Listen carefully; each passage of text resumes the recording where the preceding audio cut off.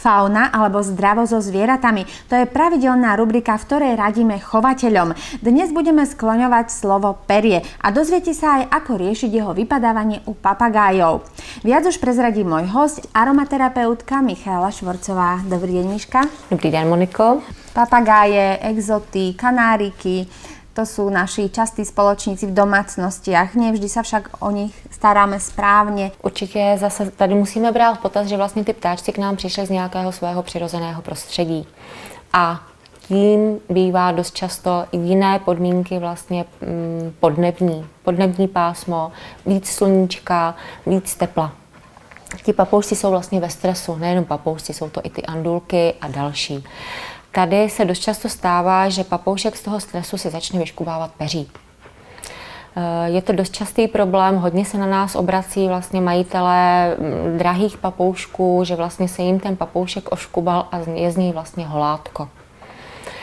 Může tenhle problém být způsobený několika věcma a prvním je psychika, tak jak už jsem se zmiňovala. Dalším samozřejmě jsou roztoči, protože vlastně když ten papoušek si vytrhne to brko, tak mu vytýká tekutina a je to otevřená rána, kam se prostě nějaký ten parazit dostat může.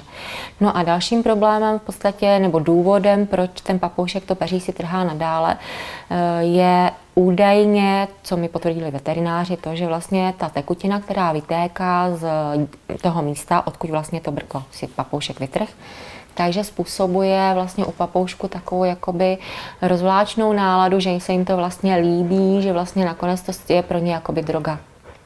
Takže to potom robí stále dookola. Takže to dělají vlastně z několika důvodů potom dál a dál, až kubou se. Tady nám aromaterapie opět pomohla a to v podstatě na všechny tyhle možnosti, za jedno na tu psychiku, za druhé teda i na ty parazity a za třetí i na to, aby jim to nechutnalo.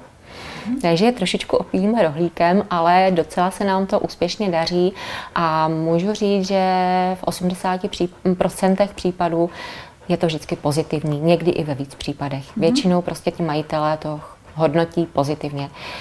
Základem zase jsou rostlinné oleje a protože papoušek není zrovna na tom tak, aby jsme ho mohli koupat, tak musíme vycházet z toho, že vlastně ten olej nesmí žluknout na sluníčku, protože zůstává vlastně na tom zvířeti, takže nesmí oxidovat. Takže tady základ tvoří jojobový olej.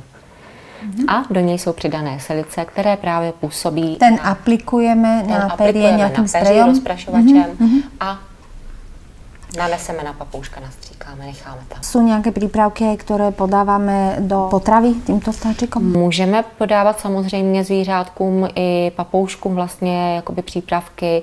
Tady základ zase tvoří to, co podporuje imunitní systém u toho zvířete a to je v našem případě, tak jak je to i v případech vlastně u lidí, základ je eleuterokok.